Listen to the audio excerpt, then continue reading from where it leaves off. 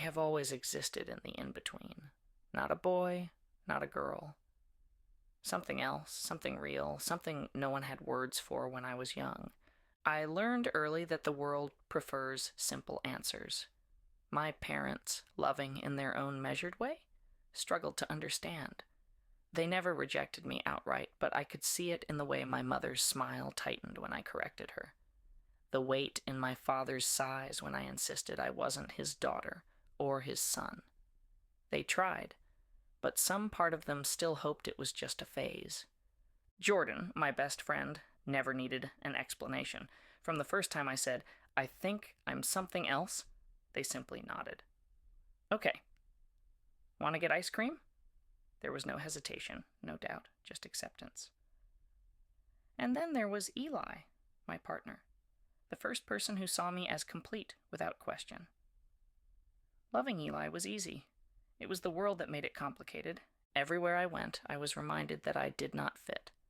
Strangers' narrowed eyes when I walked into restrooms. The deliberate pauses when someone tried to figure out which box to put me in. The whispered, "But what are you?" As if my existence needed an answer they could understand. I had made peace with myself, I thought. I had built a life that felt right. And yet something still gnawed at me. Was I seen? Was I understood? Would I ever be more than a question mark in other people's eyes? I buried those doubts under routine, work, laughter with Jordan, late-night talks with Eli. I told myself that being confident in my truth was enough. But deep down, I wanted more. Not just acceptance, not just tolerance. I wanted to matter. I just didn't know how to find that meaning. The night before everything changed, Eli traced patterns on my wrist as we lay in bed, their voice soft. "You are enough, you know." I wanted to believe them. I really did. The next day, the pain hit me like a thunderclap. One moment, I was standing at work. The next, a searing pressure in my chest, the world tilting sideways. And then, darkness. The air was sterile and cold, yet it felt suffocating. Voices blurred together, frantic, clipped, urgent. My chest burned, not a sharp pain, but a heavy, searing weight pressing me down, making it impossible to breathe.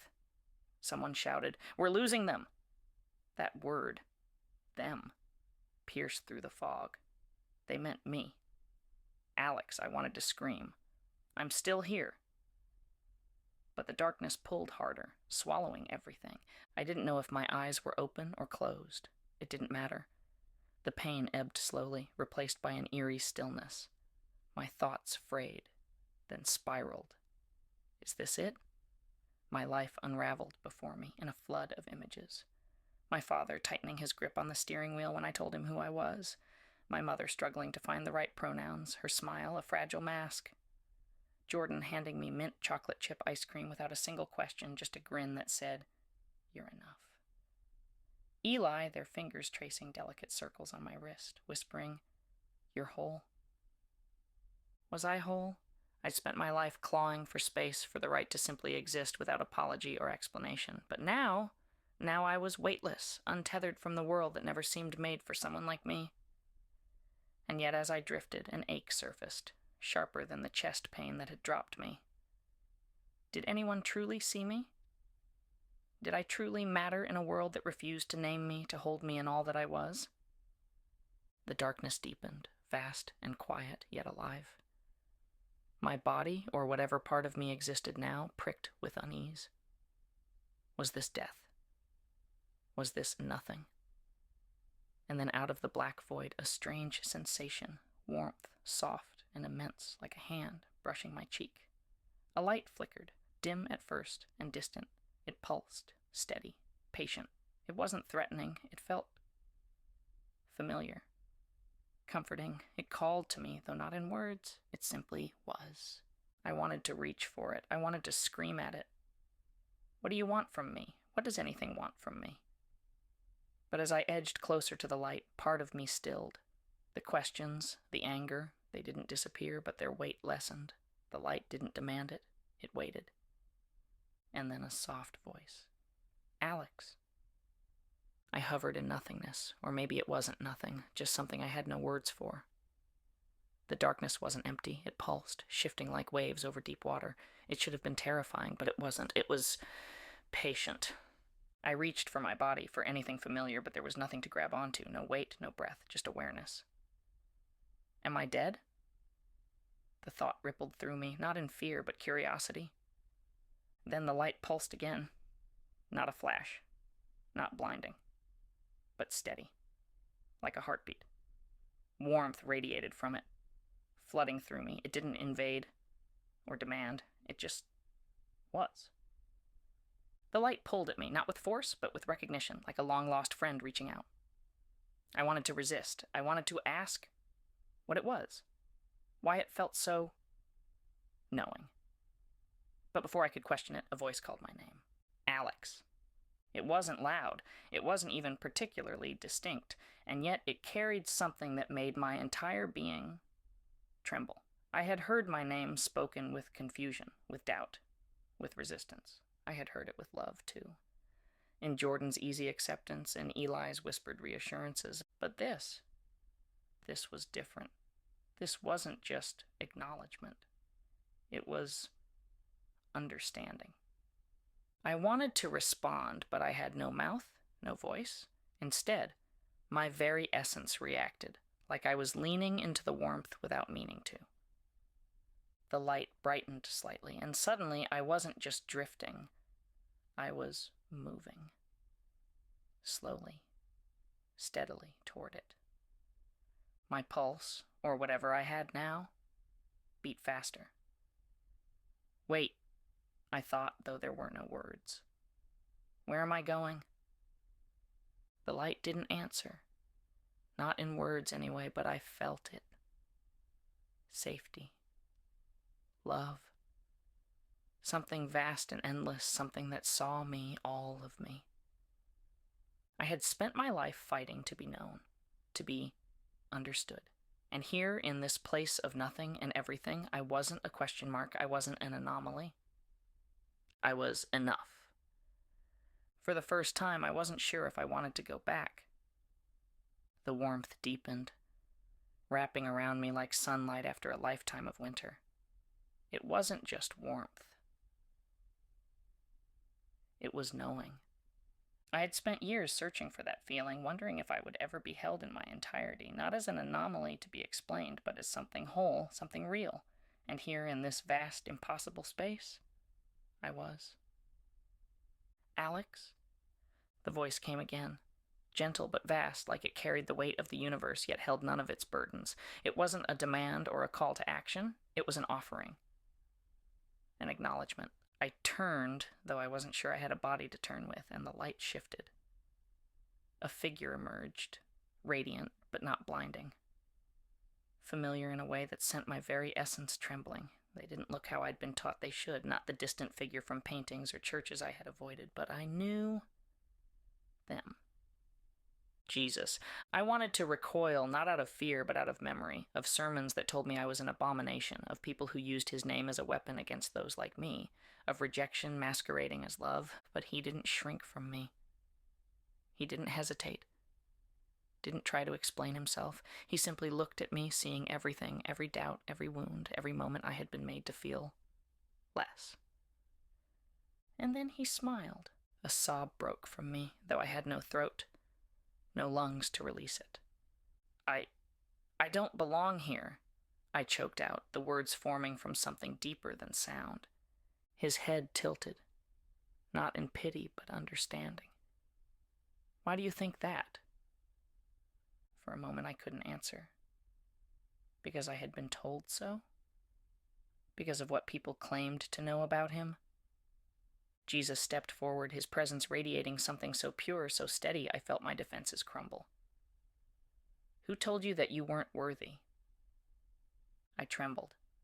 Everyone. His expression softened. They were wrong. The light flared, not harsh, but embracing. And for the first time in my life, or after it, I wasn't afraid. Jesus' gaze, serene and steady, held me in place, not with force, but with understanding, For the first time, I felt no need to defend myself, no need to explain. Yet my mind still spun, an old habit I couldn't shake. "Why me?" I asked, though the words felt clumsy, heavy. "How could someone like me fit into your plan?"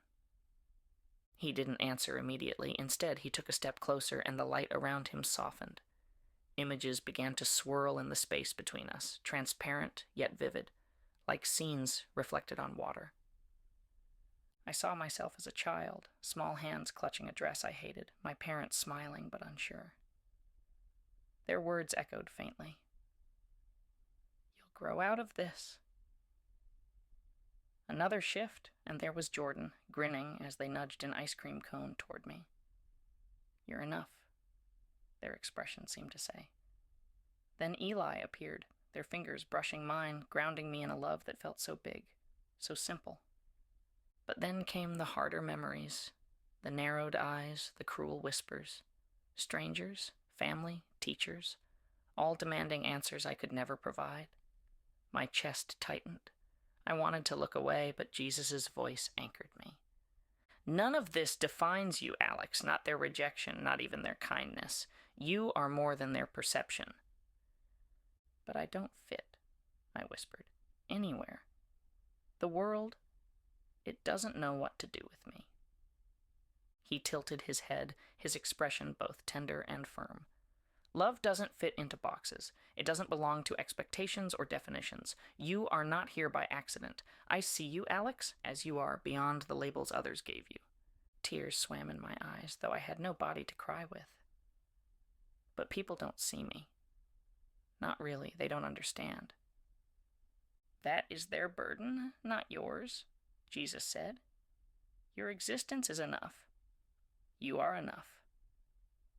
The light flared gently, images fading as warmth enveloped me again. Love, undeniable, unshakable love. "Why does this feel so easy here?" I asked, my voice trembling. "Because here you've stopped fighting to prove it." His smile widened, radiating peace. "Now, Alex, what will you do with this knowing?" I didn't have an answer. Not yet. But for the first time, I wanted to find one. The space around me shifted, dissolving into something vast, golden warmth stretching endlessly, a place where love didn't just exist, but thrived. It felt like breathing for the first time after holding my breath my entire life. I turned to Jesus, my voice unsteady. "What is this place?" A smile, gentle but knowing. A glimpse of what is when love is fully embraced. Images bloomed before me, people laughing, holding each other without hesitation or fear. They weren't bound by divisions, by labels that separated them. Every glance was recognition. Every touch was belonging. Here there were no whispered doubts, no questioning stares, only love unburdened and freely given. Tears pricked at me. "This is beautiful." Jesus nodded. "Love creates this." Then, before I could speak, the warmth recoiled, dissolving into an abyss. The absence of light wasn't just darkness, it was severance, a pit of fractured whispers, restless and aching. The air, or whatever filled this place, thickened with isolation. My chest tightened. Shapes flickered in the shadows, curling inward, voices cutting through the silence. Not enough. Never enough.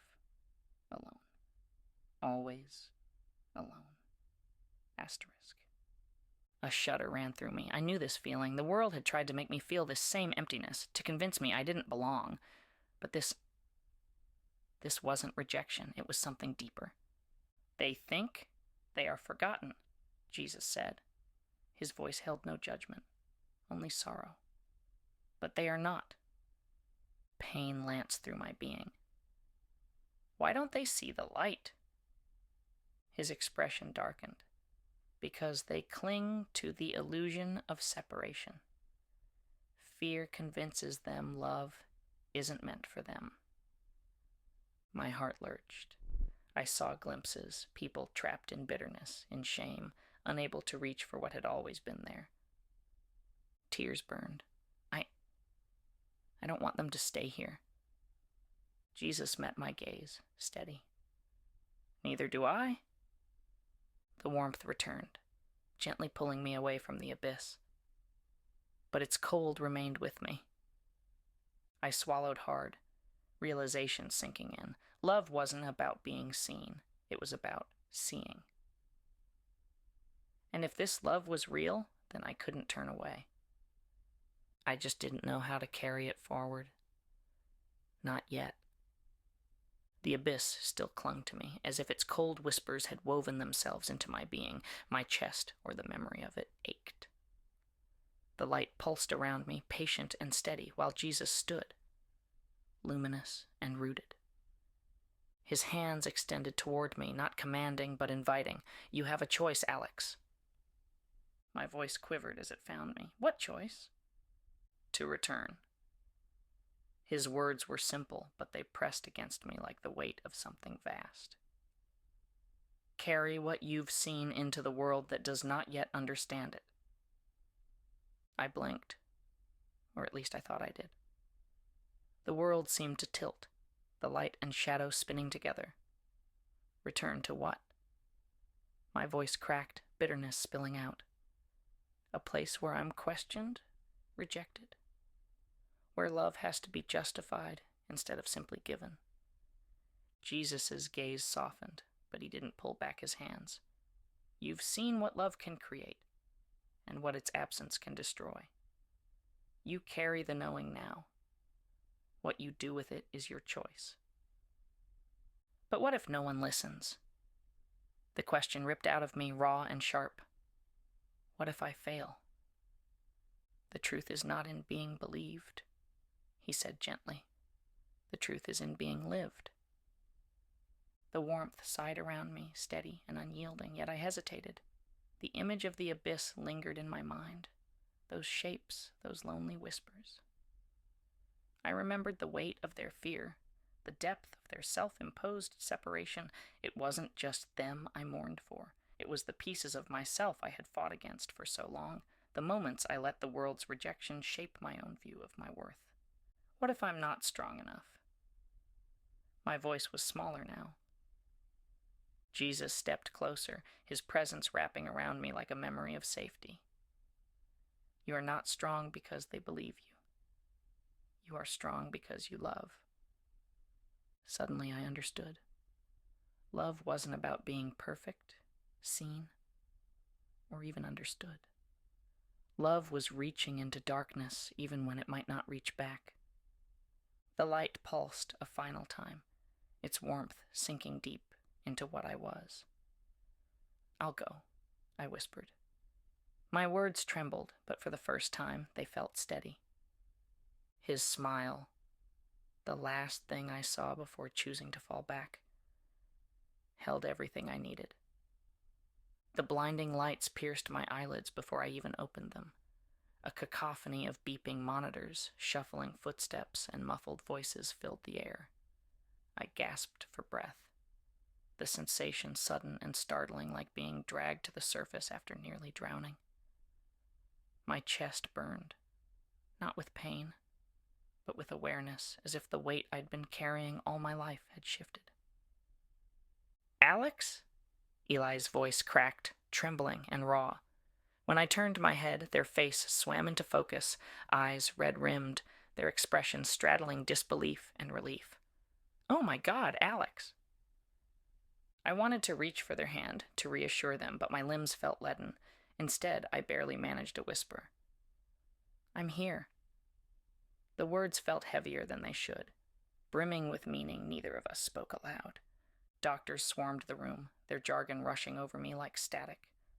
Pulse stable, elevated oxygen, neurological responsiveness. To them, I was a medical improbability. To me, I was alive. But I wasn't the same. The warmth I had felt, the knowing, it lingered in my chest like a quiet glow. It was undeniable and unshakable. Eli leaned closer once the commotion eased, wrapping their fingers carefully around mine. Their touch grounded me, though my heart still fluttered with the magnitude of what I had seen. They said, They said they almost lost you, Alex, they murmured, voice breaking on the words. What happened in there? I hesitated. How could I explain something so vast, so beyond all logic? My throat tightened as fragments of the void, the light, and him flashed in my mind. I had been shown everything and nothing. I don't think I can explain yet, I admitted finally, but I think it was more than I understand. My voice wavered, but Eli didn't press, sensing the edges of something enormous they couldn't breach yet. As night fell and Eli drifted off in the chair beside me, I lay awake, staring at the ceiling. The outline of darkness felt familiar, but it no longer scared me. Something had shifted. I was back. But the world felt smaller somehow, its weight pressing at the edges of the expanse of love I had been shown. The truth was alive inside me. Now the real question loomed. What do I do with it? Jordan sat cross-legged on my hospital bed, their brows furrowed. So, let me get this straight. You saw Jesus? I hesitated. I don't know how else to describe it. Eli sat beside me, fingers laced through mine. Their grip was tight, like they were afraid I might slip away again. But Alex, you've never really believed in... I know. My voice cracked. I wasn't expecting it either. Jordan exhaled sharply, raking a hand through their curls. Dude, this is a lot. They weren't wrong. My parents had visited earlier, their concern barely concealing their unease when I mentioned what I had experienced. My mother's lips thinned. My father gave one of his long, weary sighs. Jesus, he had murmured, but you don't even go to church. The doubt in their eyes stung more than I wanted to admit. I turned back to Jordan and Eli. Look, I don't know if it was heaven or some hallucination, but it felt real. And I can't shake what he told me. Eli's thumb traced circles over my knuckles. What did he say? That love, real love, is beyond all the barriers people put up. That I don't have to fit anywhere to be enough. My throat tightened. And that people are hurting because they believe they don't deserve that love. Jordan's expression softened. And now you feel like you have to do something about it. The weight of it pressed down on me. How can I not? I whispered. Eli held my gaze. Then what do you believe, Alex? I thought of the warmth, the steady light, the way Jesus had seen me without question or hesitation. I breathed in, then out. I believe love is bigger than we've ever let it be. Silence stretched between us. Then Jordan exhaled a disbelieving laugh. Well, guess it's time to see what you do with that. Eli squeezed my hand. Whatever it is, you won't do it alone. For the first time since waking up, I felt steady. Not because I had all the answers, but because I finally knew where to start. The first time I spoke about it beyond Jordan and Eli, my voice shook. It wasn't to a crowd, not even to strangers, just a few people in Jordan's apartment. A handful of friends who had heard whispers of my near-death experience. I hadn't planned on saying much. But when someone asked, "So, what do you think happened?" The words came tumbling out. I don't know if it was heaven or a vision or something my brain made up, I admitted. But I do know that I've never felt more loved. More whole. My fingers curled against my knee, grounding me. And I think we've made love too small. A silence stretched through the room. Heavy, but not hostile. What do you mean? Someone asked, skeptical but curious. I licked my lips. Most of us are taught love comes with conditions, that it's earned, that we have to fit somewhere before we deserve it, but that's not what I felt. I exhaled slowly. I was seen, Fully. Completely. Not as something broken, not as something to explain. Just me. And that was enough. A few people shifted, exchanging uncertain glances. But where does God fit into that? Another voice cut in. I mean, doesn't religion? I shook my head before they could finish. What I saw wasn't about rules. It wasn't even about religion. It was just love, raw, real, and bigger than anything we try to contain it in. More silence. Then Jordan, smirking. So your divine revelation is basically love is love? A laugh burst from me, sharp with relief. Something like that. Someone else, quieter this time. I kind of like that. It was small. A single conversation. A handful of people who might forget or dismiss it by morning. But as I walked home with Eli's hand in mine, the night air crisp around us, a quiet certainty settled in my chest. The world wouldn't change overnight.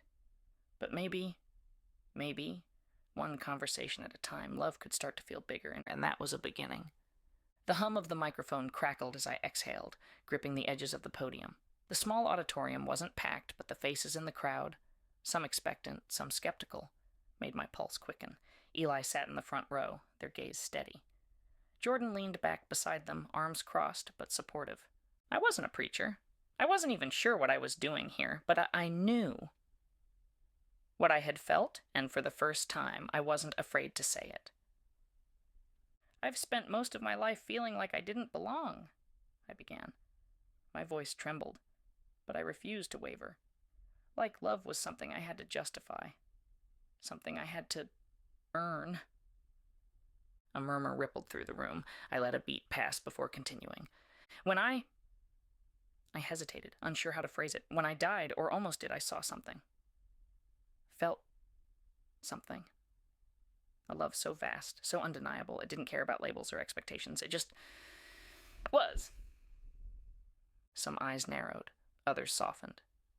I met Jesus. The words landed heavy, electrified. Someone shuffled, someone else's lips parted as if to argue. I never thought I would say that, I admitted. Religion never felt like a place for me, but what I saw, what he showed me, wasn't about rules. It wasn't about conditions. It was love. Love bigger than we've ever let it be.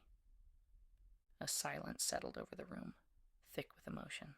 I inhaled slowly. And I need you to know, you already belong in it. Not when you fix yourself, not when you fit someone else's expectation. Now, as you are. Across the room, a person, someone with weary eyes, someone who had clearly spent years searching, let out a shaky breath. Another wiped at their face. That's when I knew. The world wouldn't change overnight, but love didn't need permission to begin. It just needed a voice. God will guide you, but I promise you this, it's worth it. If my story has touched your heart, I encourage you to seek Jesus. Open your heart to him, and he will meet you where you are. Thank you for listening to my journey. If you'd like to share your thoughts or ask for prayer, please leave your name in the comments below. And if you're curious to hear more stories like mine, check out the videos on your screen now, each one a testament to the power of faith, grace, and God's unending love.